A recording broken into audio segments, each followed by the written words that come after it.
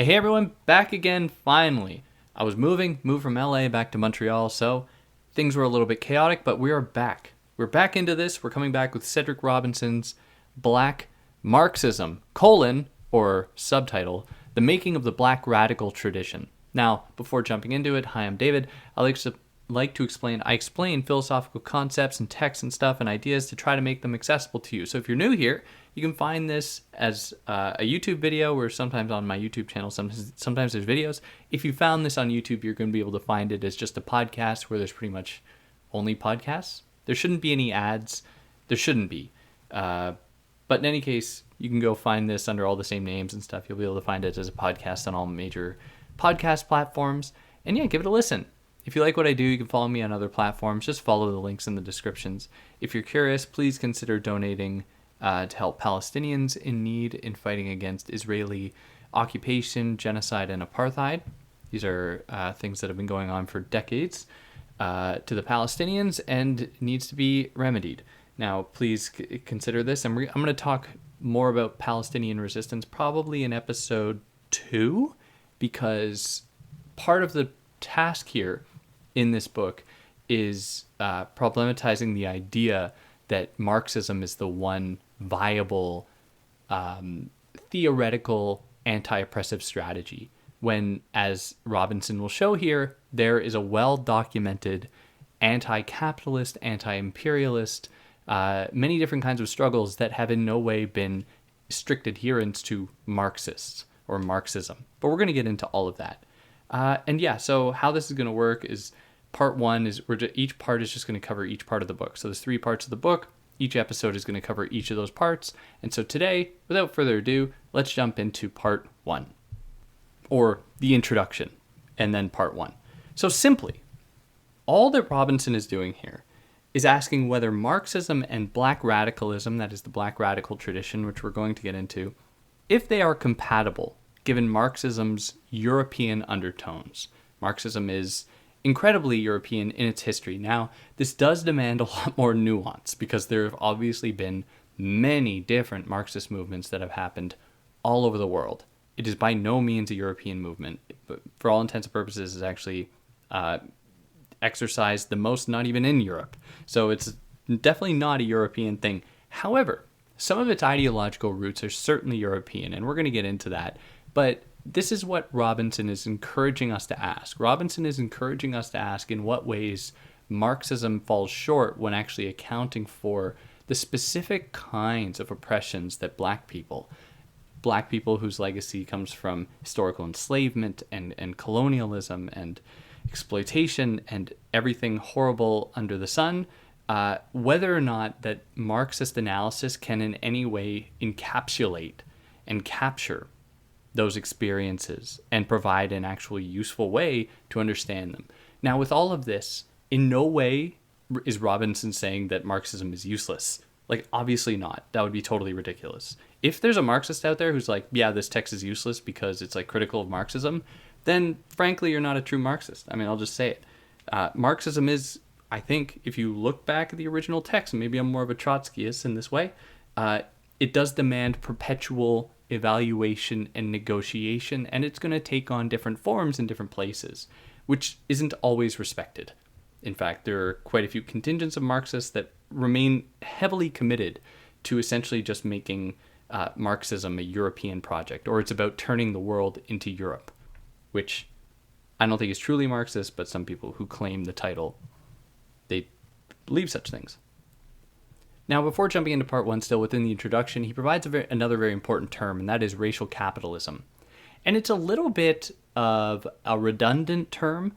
Indeed, capitalism has always been racist, and capitalism has always relied on the quote-unquote existence, or at least the creation of the categories of race, in order to identify cheap sources of labor, or potentially free sources of labor in terms of enslavement. And scientific logics of race have been effective at justifying the economic and labor exploitation of certain people, because scientific racism would say that people of certain races are not even human, and therefore you can do whatever you want to them. You can exploit them, you can enslave them, and so on. And so capitalism has always used racism. Now, one of the things he really wants us to move away from, though, is thinking as though capitalism just birthed these things, just birthed all these problems. Or that seems like a very, I'm whitewashing, I'm just calling them problems, but these oppressions, when really they far antedate capitalism. I mean, the history of enslavement goes back way before capitalism. I mean, we just look at the history of Jews, for example. Like, obviously, histories of enslavement go way far back. And the immediate Marxist response would be like, yeah, well, that was a more infantile stage of economic development. But what that is implying is that economic systems are determinative of their worlds. It is also implying that the world moves through broad historical phases in which there's broad historical consensuses or whatever, that and agreements as to what constitutes a period, which isn't true at all. And it also ignores how many of these things don't just disappear. How enslavement is still today, even though we're supposed to be in quote-unquote late capitalism, enslavement is still alive and well. Still very much alive and well.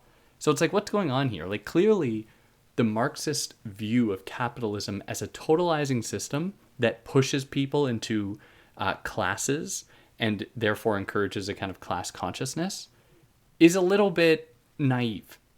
It's a little bit naive, but, just putting it out there. But just for the sake of this, racial capitalism looks at the ways in which capitalism relies on older race-based ways of thinking. And it's not just race-based, but they're xenophobic in other ways, be it religious, national, or any other kind of distinction that can be used in order to separate humans or self-perceived humans from perceived non-humans. And these have been historical tools of exploitation for thousands and thousands of years, which isn't also to say that it's like natural or anything like that, because it is not at all. But it is not easily reducible to just simply economic conditions, which is often what Marxists, very importantly, this isn't to disparage that observation, but that's not the whole story. So Marxism's historical focus on European industrialization, where Marx looks at the birth of class consciousness in industrial, maybe attribute it to the French Revolution, look at that period, or English industrialization. This is a very narrow and incredibly myopic way of looking at world history, to be like, it is at this period with these people that they attained the right class formation that will undo the historical oppression found with and conflict that has always existed between classes, or before they were classes, between serf and lord, between enslaver and enslaved. This is the kind of dream of Marxism, is that beyond capitalism we will rectify all of these oppressions, and there will finally be this turn towards a truly free economic system guided by the workers themselves, guided by the people who produce, who are the productive agents in the world. I'm being incredibly reductive here, but still, it's quite a claim to be like, and this happened in Europe in this period at this time with these people. Like, excuse me? There have been tons of different kinds of resistances to these kinds of exploitation all over the world. Like, why are we just associating it with Europe? And that puts us here, or it ignores all of it. Well, we're going to look into all of it, but that puts us here into part 1, the emergence and limitation of European radicalism. And with this, chapter 1, racial capitalism, the non-objective character of capitalist development. Now, against some popular perspectives, capitalism was not born from a negation of the feudal order that preceded it, apparently, but by the quote-unquote extension of these social relations to more people and to more land.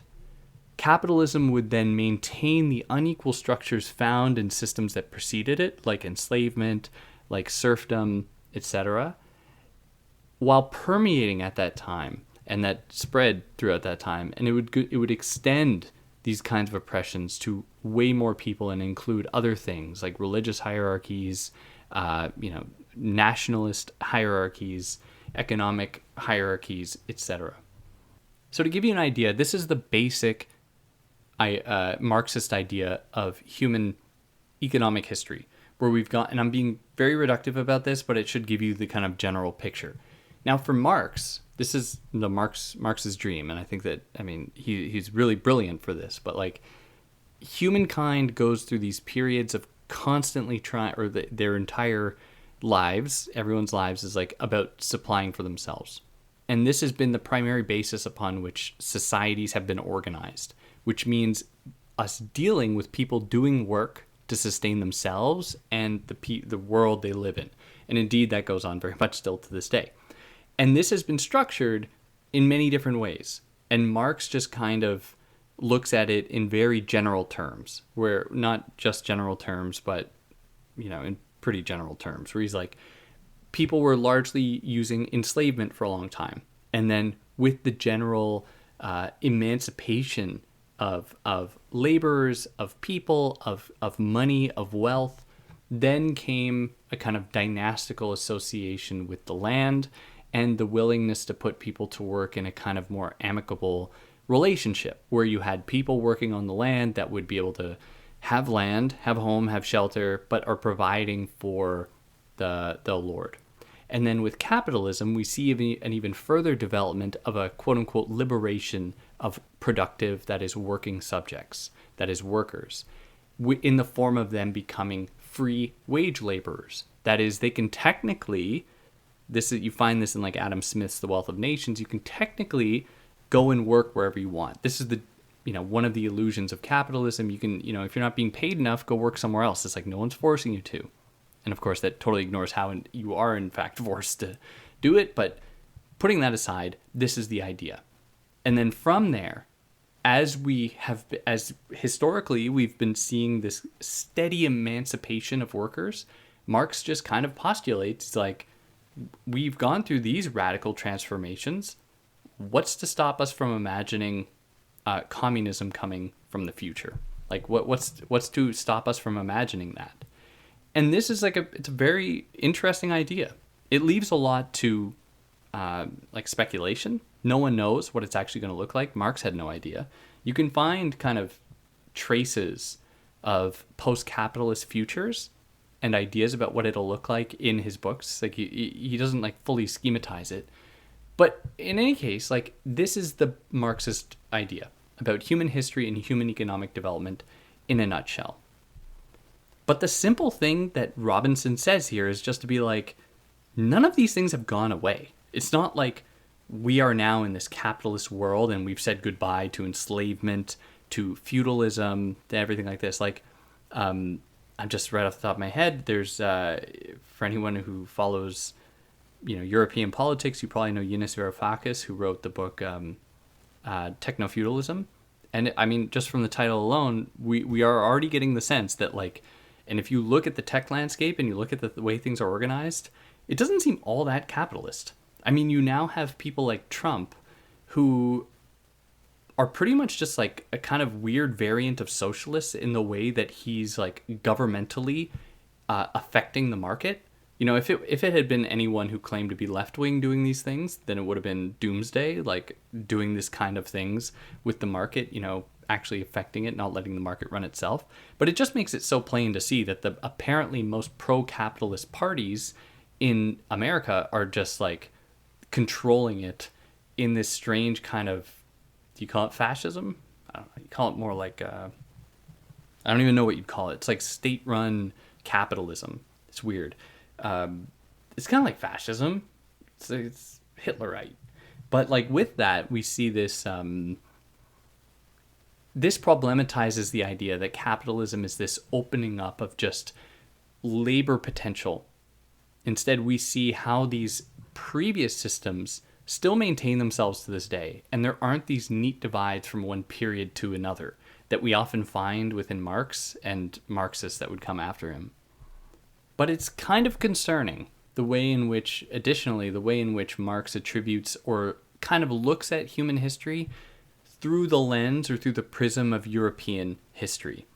And that's incredibly ironic because he's looking at a situation, he's looking at the formation of classes, he's looking at industrialization in the European context, and he's saying, look, this is a template for all of human history. And those people over there, those people in China, he's like, they're just still like despotic. They're still caught in the past. He would then go on to justify the colonization of India, because that would be a way by which Europe could emancipate Indians from their traditions and bring them into the capitalist world order, because it's only through capitalism that we can attain this better system. And we haven't even really gotten into the critiques yet, but it should be plain enough to see how there may be some holes in this. But by looking at Europe in this way and exalting it as the site through which world history is progressing, what he is doing is a lot of things, but one of the more pernicious elements here is normalizing Europe's historical violences against neighboring regions and also those far abroad, and how by ignoring that, or by just attributing it to like capitalist development or a necessary evil, which is something Marx says as well. He says that enslavement was a necessary evil for the emergence of capitalism. It's like, okay, it seems like you're actually really okay with like mass violence, occupation, horror, if it will mean that we might get this speculated better world one day, which I hold on to this dream too. I mean, I'm with you. I think that it's a very important thing to fight for. But if these unexamined elements of its ideological approach, that is Marxism, are not accounted for, then we risk only ever repeating the same cycles. This is what Jean Baudrillard calls the mirror of production, where we end up, by trying to oppose capitalist industry and capitalism and capitalist production, we end up, by not examining these things, we end up just replicating it. So it's no longer about like, how do we exploit these people to make profit? It's like, how do we turn these people capitalists so we can eventually be communists? And that's that is exactly what Marx said about India, even though he's repudiating capitalism. And this is exactly what Marx meant when he said that enslavement was a necessary evil. It's like, so you'd be the first to line up then, Marx, for enslavement. Like, he didn't have the easiest life, but wasn't enslaved. But one of the biggest and most important ideological and oppressive tools to be found in Europe is this appropriation of the logic of us versus them. And Marx does this when he just talks about this thing called like Europe. Because really though, what are we talking about? Where Robinson will discuss here, he'll talk about the way in which even within Europe, like, it's not as though everybody in Europe was viewed in the best light. He uses the example of the Irish who, when the English like invaded Ireland, they were treating or viewed Irish people as being like subhuman, closer to whatever racist caricature you can imagine.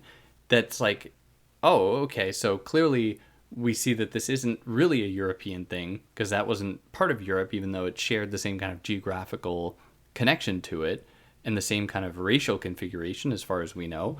At the time they didn't think so, but regardless, with that is then revealed that we don't even, like, what is Europe? We just these are some terms we just kind of deploy for the sake of convenience, but they have like real impacts when we're using them to discuss the future of possible anti-oppressive resistance and actually like improving people's lives. And to some Marxists, I'm sure me raising this want to rip their hair out if they have any, and think that this is just like muddying the waters or it's distracting from the cause. And if thinking about these things is distracting from the cause, then I think your cause is a little bit too fragile, I would think. I think that actually Marxism can take it, in my opinion. I think it can really take these kinds of challenges and we can build from them. But anyways, I digress. Us versus them. Robinson traces this back to the Romans. When the Romans adopted this very clear-cut distinction between the insider Romans and the outsider barbarians.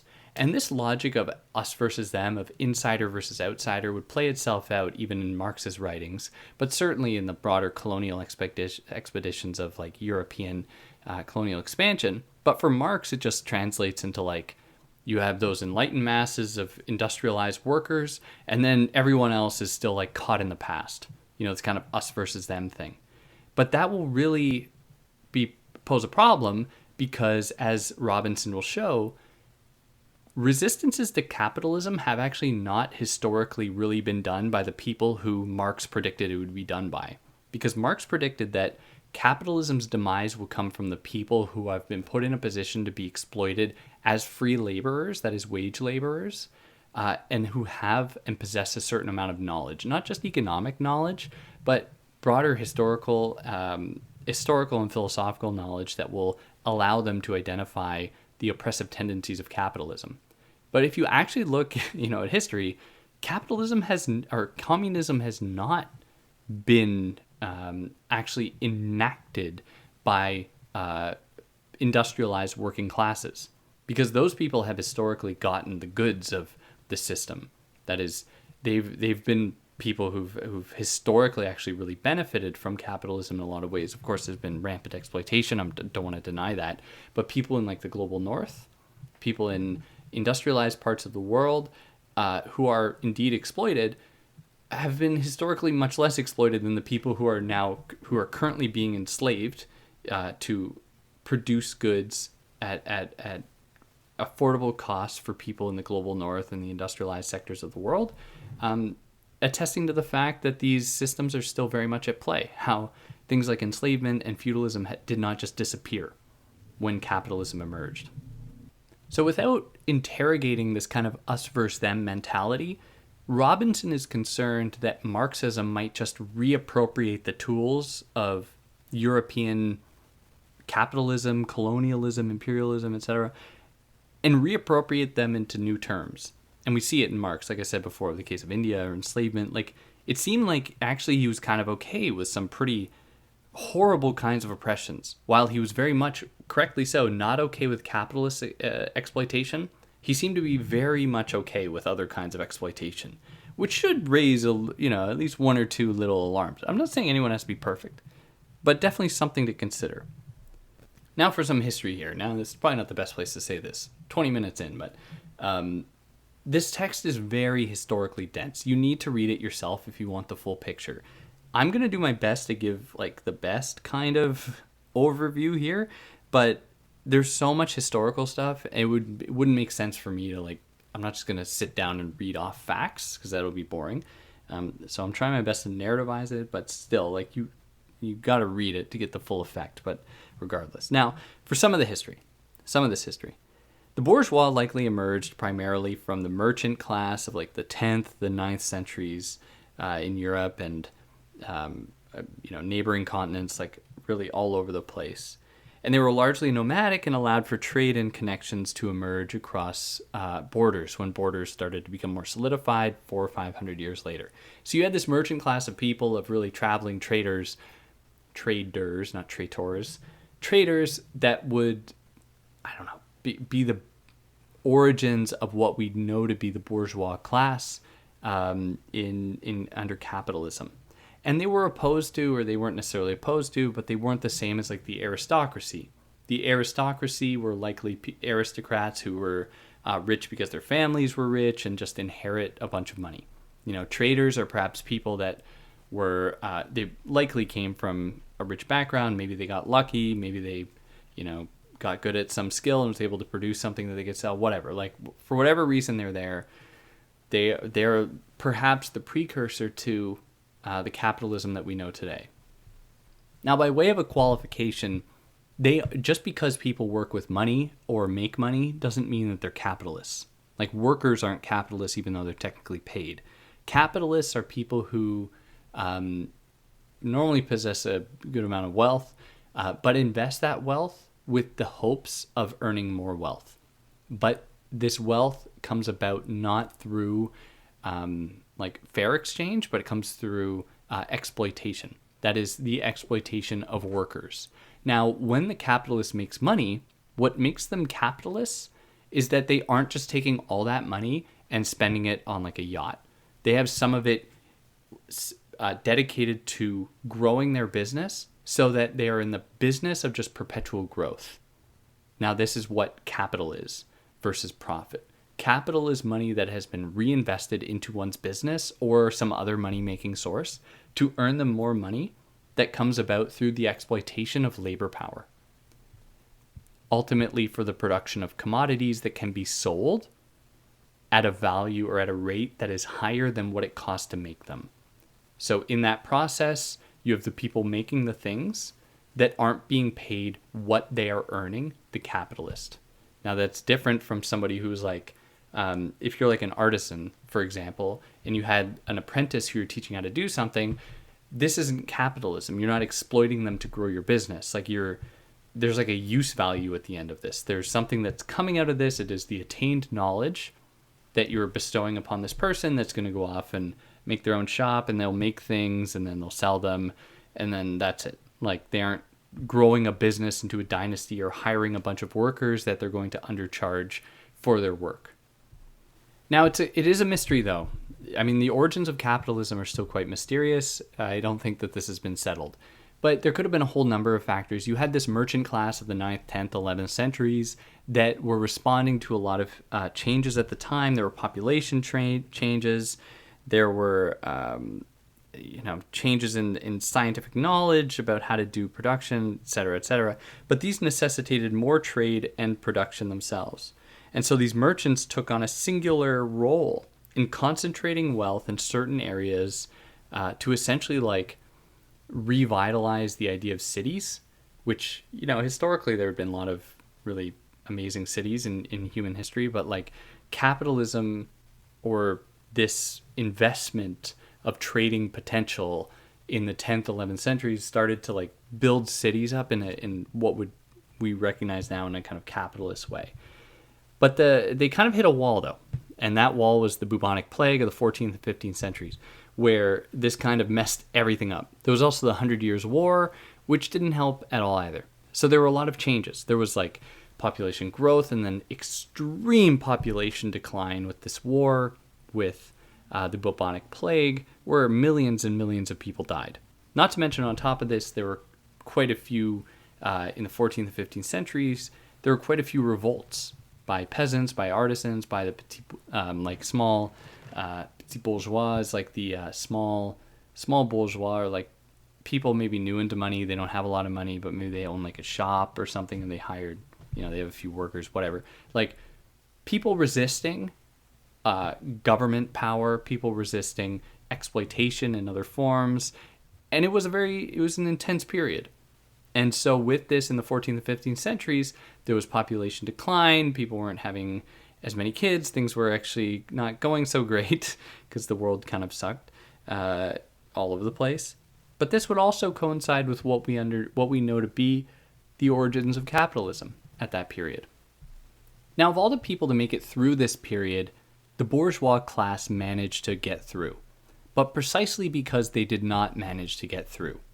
And what I mean by that is that they weren't an established class by then.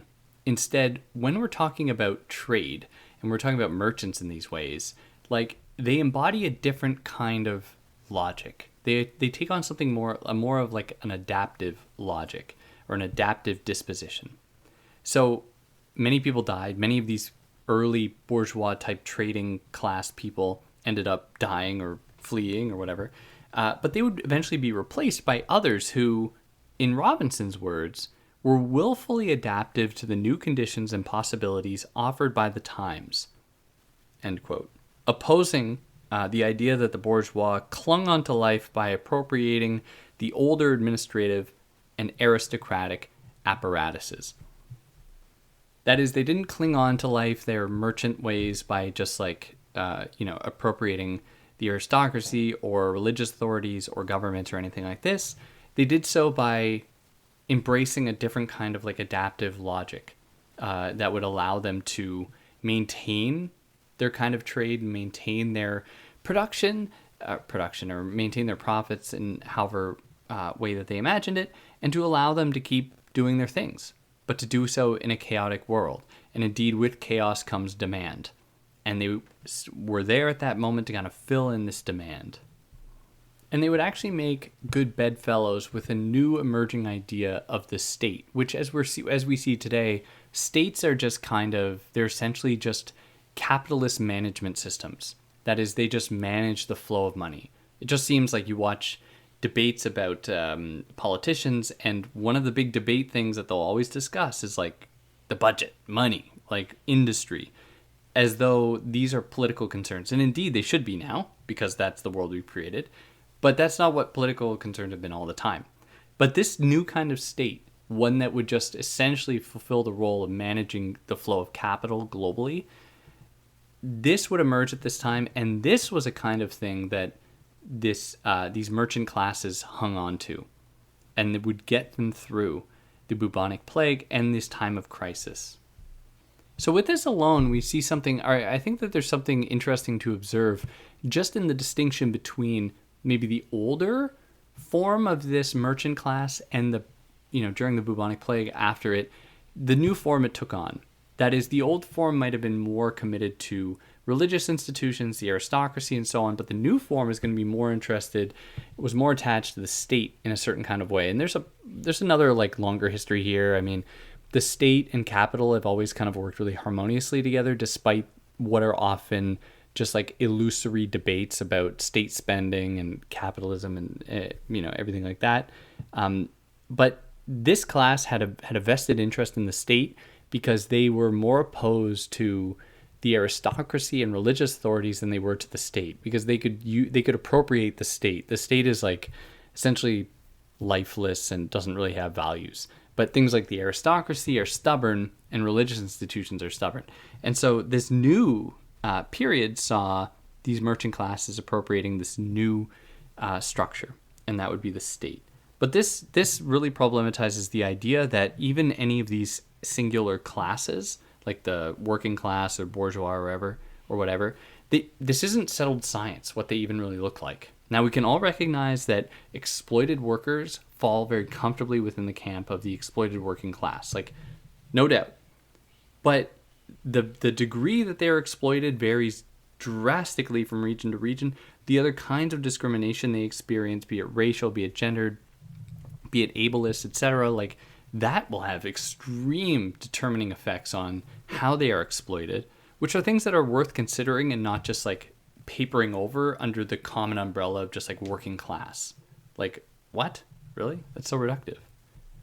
But with all of this, across both of these kind of broad periods here, with the bourgeois, or with the merchant classes that would eventually culminate into the bourgeois, we see that they had different affiliations. They weren't this like consistent homogeneous mass. So he writes that the class that is so consistently identified with the appearance of industrial capitalism was inextricably associated with specific rational structures like the state, religious groups, communication technology, etc. And these factors belie any claim that capitalism presents a kind of systemic structure, or it is like totalizing. It has effects on everybody all the time in just like transforming world history, when it's like, no, that's not true at all. Now here, any appeals to the working class of a given nation are also quite suspect, because they imply that those workers were actually of that nation, which is very interesting. Like, there's this is a very interesting thing about the history of China. So during the Chinese Cultural Revolution afterwards, Mao and his people, they were like, okay, well, we've done this thing. It's kind of a thing. We got to figure out what other concerns people have. So they did this. They wanted to run these surveys. And I got this from, shout out to Sasha, one of my old colleagues, who is an expert in the history of China. He was talking about this, where he's like, the People's Party of China then sent out these people to do these surveys about how many minority groups in China there were. And so they came back and they had like a list of like, I don't know, 500 or something. And the government was like, no, that's too many. That's too many. That is just too many. We can't do that. And they're like, okay. So they went back and came back with a list of like 30 or 40. And the government was like, okay, we can handle this.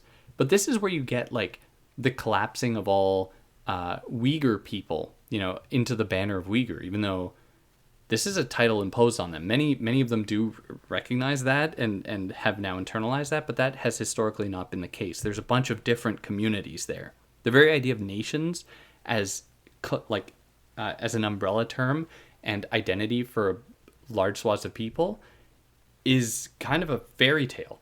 And it's one of those things that like Marxism just kind of very uncritically often adopts, even though it claims to be international, et cetera, et cetera. We're going to get into all that. But like, anybody who just talks about something like workers of a nation, we have to be a little bit suspicious here. And not only because of this kind of postmodern way in which I'm challenging this identity of the nation or nationhood, but also because many of these people were largely immigrants or migrants in like the 15th and 16th centuries. And like we see the same thing with many of these countries' armies. They were largely comprised of immigrants or migrants, people who didn't have familial, like their family roots in those places. And so this really like problematizes the idea that the people of a nation are of that nation and are workers in the form of being exploited wage laborers, when they were likely just like a kind of new feudalism that was just being applied to immigrants, attesting to the ways in which like capitalism depends upon non-capitalist forms of exploitation through enslavement, through feudalism, in order to proffer itself up. Like capitalism doesn't really provide that well, if you believe it or not. Like when the whole like tariff thing, we saw all these studies and stuff coming out about what products would cost if we didn't just get them from cheaper sources, which some would be very quick to be like, well, that's just capitalism turbocharged happening over there. When it's like, really? Doesn't the quantitative difference imply a sort of qualitative difference? But in any case, like we see that if suddenly people had to pay for things what they would pay for them if they were made domestically within a quote-unquote capitalist setting, we see that it is not viable. It is not sustainable. It's not viable. No one can afford anything. And so capitalism relies on these other systems in order to keep itself afloat. And so the very idea of like the entire world moving into like a perfectly capitalist one doesn't to me really seem very realistic. Like, and I think that I never really bought the whole like late stage capitalism thing. Like I think that if anything, we're like early days capitalism. Maybe it'll end tomorrow. I don't know. But anyways, yeah, I'm ranting. So rather than create these kinds of oppressions, Robinson is clear that capitalism would continue Europe's legacy to exaggerate regional, subcultural, and dialectical differences. And race thinking would be very important for capitalism in these ways, not only to justify enslaving certain people, but to also rally the military forces of a state to wage war against the people of other states to stifle their productive capacities, showing that capitalism is not a unifying factor in itself. Like, just because two nations are capitalist or because two people recognize that they are capitalist or of the working class does not mean that they'll just have this kind of automatic association, and they're actually they might go to war with one another and not recognize one another as being of the same ilk. So race thinking would infect the minds of the proletarian revolutionaries as well, and this quote-unquote radical intelligentsia, but we're going to get into that a lot more later on. For now, chapter 2, the English working class as the mirror of production. So he begins here by clarifying that he's not interested in imposing categories or expectations on the English working class, like alienation, exploitation, or impoverishment. Just saying, for example, that the English working classes in the 16th and 17th centuries, that they were alienated, exploited, and impoverished. Indeed, they were, but he wants to put a pin in that for a moment. He wants to analyze these people as they were and how they viewed themselves. He will also question the oft-held assumption that socialism emerged following industrialization and the French Revolution, which is a very common idea. And we'll see this play out in other ways as well, but like the celebration of the French Revolution, which is just really a celebration of like Europe in a lot of cases. And really one of the biggest culprits for all of this, I think of Zizek. I know Zizek isn't like, we shouldn't be taking Zizek as an exemplary Marxist, but this is he's like super guilty of all this. He's like, yeah, the stuff that he's written about Muslims, the ways he himself, centuries after the fact, has justified Marx's views on colonizing India. Like, this guy is totally guilty of all this stuff, while also being a not very good Marxist. It's kind of weird, but whatever. And this, I think, reveals one of the other tensions that Robinson is talking about here, and that is the way in which that Marxists tend to, like, only offer the dream of communism and everything it stands for as something to happen in the future, and something that can only happen once we've gone through the filter of capitalism, i.e. gone through the filter of like European rationalism. But that aside, it's like, but we've had this, like, people, this is people's kind of automatic way of being is communist. And it seems strange for Marxists to be like, oh, and the way we'll get there is through all these processes, and eventually we'll get there, where there are people on Earth that are like, we're living this right now. You know that we can do it? Like, we're living it right now. And it seems, it's very interesting the way that in some cases, Marxists tend to monopolize and tend to like totally erase these histories, these other ways of imagining how communism can happen right here, right now, by offering it as this like eventuality that we have to go through certain the right proper phases and knowledges, etc., to get there. And one of the ways I like to think about this is like, okay, revolution happens, great, I'm with you, let's do it. What will education look like after the revolution? Like, are we going to be teaching, like, you know, indigenous knowledge systems? Are we going to be teaching children, like, is it going to be very important that in classrooms or however we do teaching that they're going to be learning about, like, the intimate dance of root systems in their furnishing us with all the plentiful food that we can access from the earth? Like, is that what we're going to learn? Or are we going to learn about how to send more rocket ships into space that are going to land on planets for no good reason other than just to satisfy a neo kind of colonial oppressive desire? You know, and these things, these questions, they're stubbornly unanswered. Or if they are answered, they just come out and say, like, yeah, we're going to be teaching, like, schooling will follow the proper rationalist scheme of European knowledge systems. And it's in these moments that it's like, okay, what are we really after here? It seems like more like this is an effort to kind of turn the world into Europe instead of the world into communists. And it's just incredibly reductive to reduce the emergence of like class consciousness to the French Revolution and the industrial working classes, because this implies as though like productive knowledge, discipline of the workforce, transportation infrastructure, trade agreements, scientific advances and knowledges, all of this just appeared like almost overnight, and in Europe of all places, and in England and France of all places, as though no one else on earth could have been open up to this possibility. You know, this kind of Eurocentrism and European celebration or whatever really holds the movement back, I think. And that's exactly what Robinson thinks too. So during industrialization, the workers did not form a coherent class either, just like the bourgeois didn't in the examples I gave before.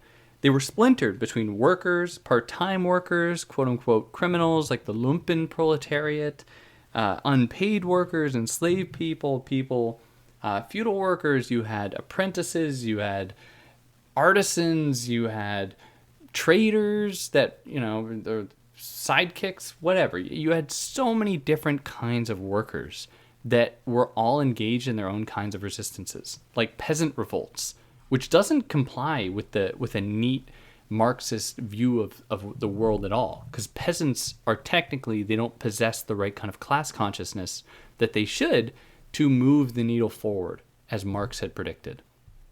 And again, with all this, I want to make it really clear that I will defend Marx till the day I die. Like, that's not gonna, I don't want you to come away thinking like, with any of this means to discredit the Marxist project. I don't think so at all. I think it just, as I think Robinson would agree, there are things it needs to consider.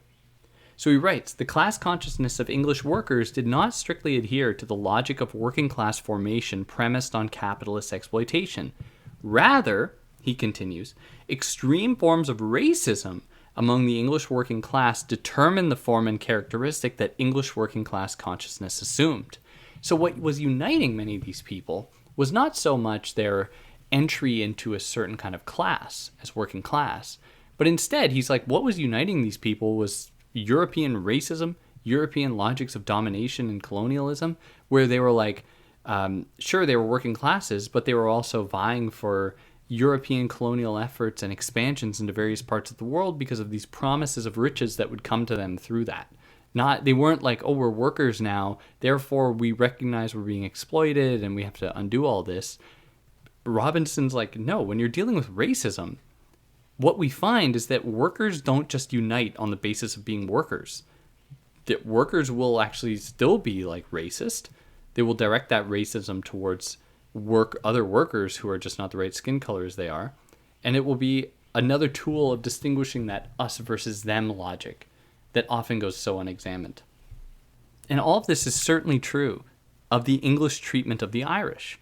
The English dispossessed the Irish and exploited their labor power because as a believed to be inferior people, their most useful function was as laborers.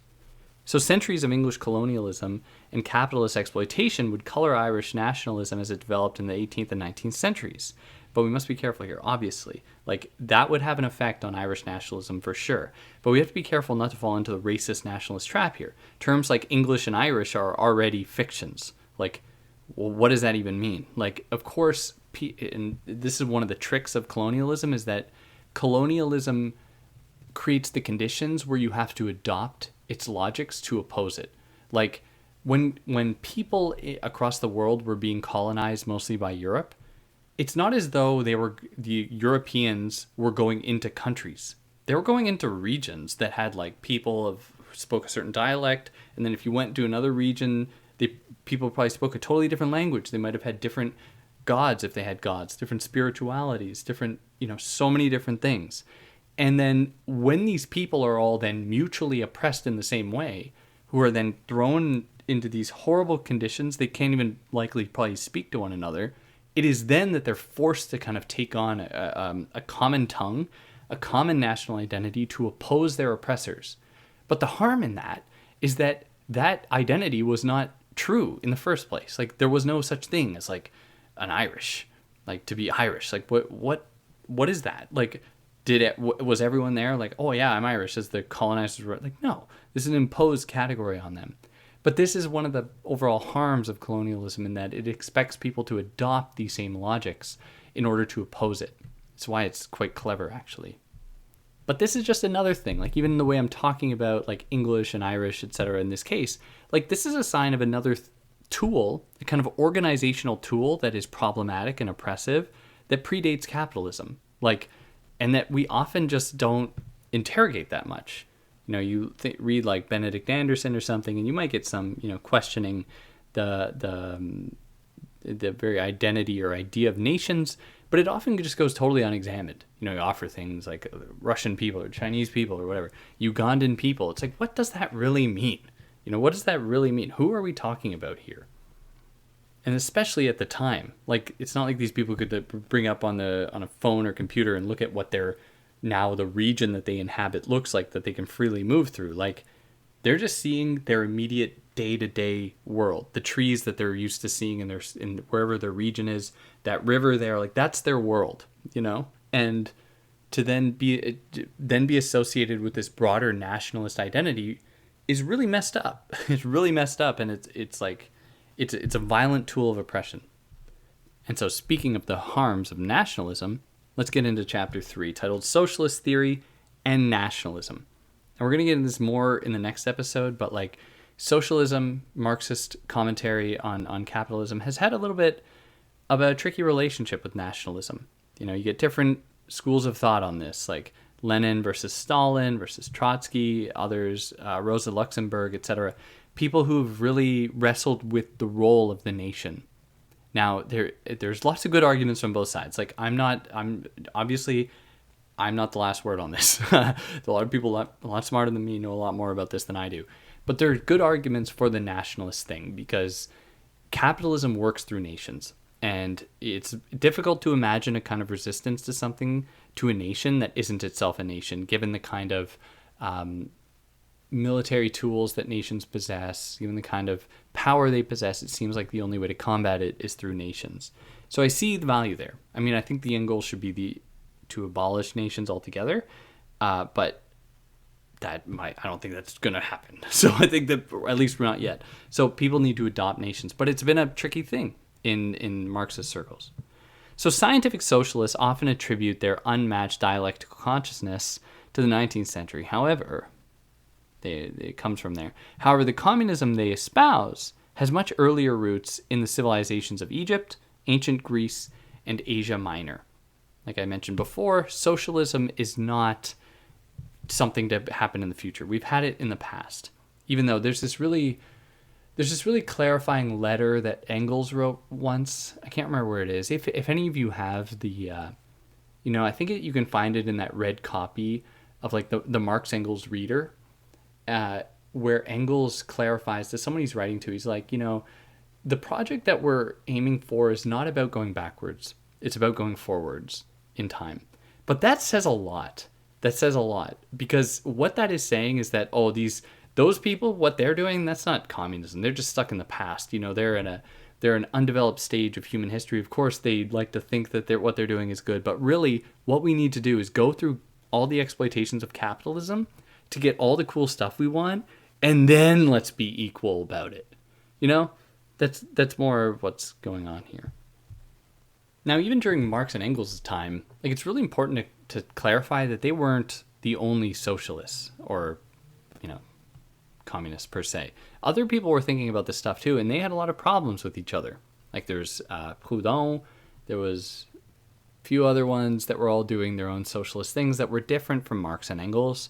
I mean, I'm obviously on Marx and Engels' side here, but Robinson just raises this to be like, look, even these ideas of socialism, these ideas that are even related to Marxism, they aren't everyone doesn't just agree with them, and they didn't just agree with them all the time. These things have always been debated and negotiated, and that's one of the beauties of it. Like anyone who thinks that it's settled or we have it figured out I wish I possessed that kind of certainty. I really wish I did, but I don't. But it troubles the idea that scientific socialism is just this homogeneous, all agreed upon universal thing. Scientific socialists like to erase or ignore this fact to, in his words, obscure the obvious, that the origins of socialist thought are not with the European proletariat, but are actually with the middle classes. And I was like, this is a good point. It's a good point. There's a guy named David McClellan. He writes that socialist ideas were spread by a party of the intellectual elite who saw the proletarian masses as a possible instrument of social renewal. That is, from the old feudal order into the enlightened bourgeois order. So you even had socialists that were just treating the exploited masses not as victims, but as a site of possibility to something new, to this new possibility of socialism, and of taking European history outside of its feudal period into something new that would just be more exploitative on a much grander scale. But the middle class comment is really interesting in that, and this is just my experience, where organizing people and workers don't do so with a refined, comprehensive understanding of Marxist doctrine. I think that in my experience, they do so recognizing the immediate plight that they're experiencing, and they aren't trying to mount an anti-capitalist resistance to the world they're living in. I wish they would. Obviously, that would be great. But people aren't, when they're actually working lives, they don't have time to pine through Marx and to understand the intricacies of anti-capitalist resistance. That's not what people fight for. And it's incredibly ironic that then their efforts are either diminished as being reactionary or just being trade unionist, just reformist, whatever, or some other Marxists will be like, well, actually what they're doing is Marxist because it's just of a certain period of class consciousness or whatever. Whatever the answer is, it's okay, why does it need to be either? Why can't this be another thing, another example of a kind of resistive moment or potential that doesn't need to be attributed to this European doctrine of world history?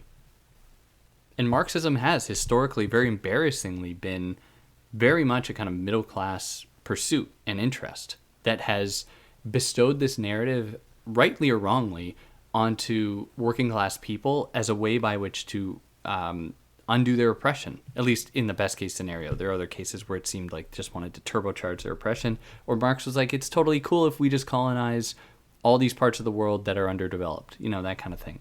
Now, again, Marx is great. Marx is really great, and this stuff is really important. But it's, I think it's important not to just attribute everything to Marxism or everything being against Marxism.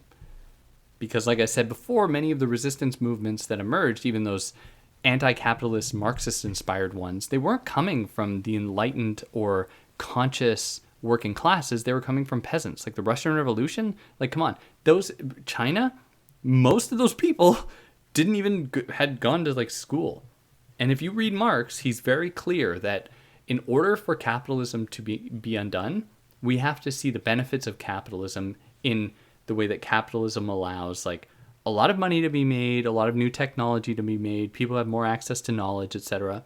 All these things, these kind of conditions need to be met. But they haven't always been met, and there have been very effective anti-capitalist movements. I mean, we can go on and on about how effective they actually were, but like the most effective we've ever seen, and maybe that's a kind of bias, like a researcher bias, whatever that one is called.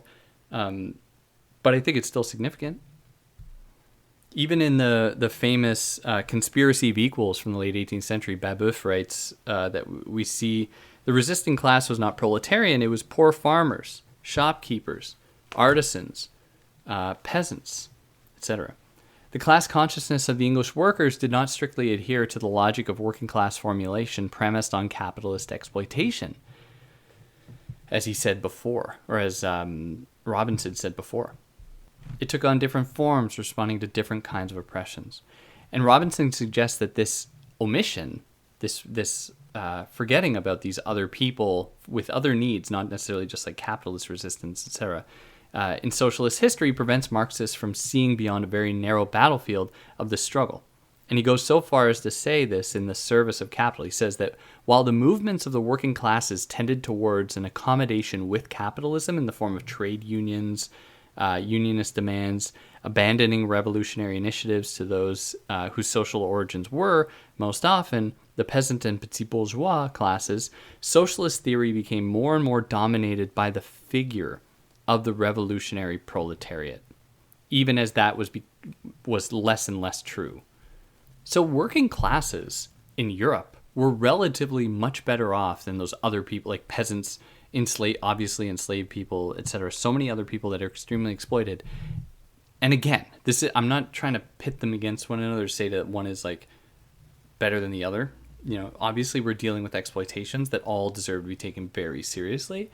But with this, Robinson just identifies that many of those people weren't actually resisting at all, and the resistance was coming from these other groups because those people were benefiting off of the other kind of oppressive mechanisms at play, like racism that was justifying enslaving people to provide cheap products for these laborers that was trickling into the European economy. So they were benefiting not only off of capitalist exploitation of those parts of the world, but also the racism, sexism, like that today, for example. It's always funny to me to watch Marxist short circuit when you mention something like, oh yeah, like how women's labor is so often exploited in like the home, for example. But then they're like, no, you're reactionary. Nope, this is just like, reformist type nonsense, shouldn't be taken seriously. That's just going to distract from the movement. Not all Marxists, obviously there's a long history of socialist feminism. I don't want to erase that at all. Just there tends to be some within white dude Marxist circles that really get sensitive if you mention something like that. So be warned. It's also fun if you want to watch a white dude short circuit in front of you, mention some stuff like that. Maybe you could film it. Don't film someone if you don't have their consent, but it's a thing. You can watch it in real time. Ooh, especially if you found a grad school one. Oh, the grad school Marxists. Those are the fun ones. A lot of them. They're a good time. You could try that with them. That'd be fun. And to conclude this chapter here in this part, like Robinson ends by looking again at this question of nationalism to say that we can't lose sight of the fact that for Marx and Engels, they really lionized the nation and celebrated the idea of the state. And I'm just using these terms interchangeably for the sake of brevity. But they identified these structures as a catalyst or catalysts for both capitalism and class consciousness. So, for example, they really celebrated like German nationalism, like, German philosophical history, social history, workers' history, etc. They really celebrated this, but then they were also very much opposed to like calls for Indian nationalism or Mexican nationalism. In those cases, Marx and Engels weren't so cool with that. They didn't like that so much. They're like, no. Whereas then you get people like Rosa Luxemburg, who thought the idea of the nation was pure ideology. Like she was not going to have any of that. I mean, Luxemburg is a genius. I've covered some of her stuff if you want to go check that out. But Lenin, on the other hand, also thought it could be politically strategic, though, to use the state. And Stalin believed in national self-determination. You see across the spectrum of Marxists, from Stalin to Lenin to Luxemburg to Marx and Engels, like very different views about the state, about the nation.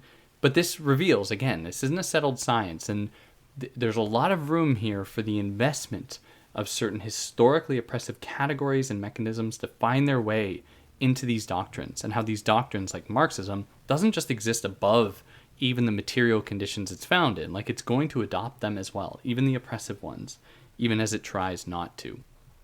And it is by engaging with Marxism and looking at some of the things it takes for granted, like it's being okay with enslavement sometimes, like right from Marx, enslavement, colonialism, nationalism, racialism, racism, like these are all things that Marxism has historically not taken super seriously, except when it has, because of course it has. I don't want to be too reductive here. But they also show how it still needs a lot of examination. But yeah, we'll end that there. We'll pick up with episode 2 next time. Sorry for the absence for a while. I should be back into the swing of things normally. But yeah, if you like what I did, you can like, share, subscribe, tell your friends. I'm sure they'd get a kick out of it. And if not, y'all can just yell at me online. Just tell me how I don't know anything. I'd love to hear it. But yeah, on that note, hope you're all doing well. Take care.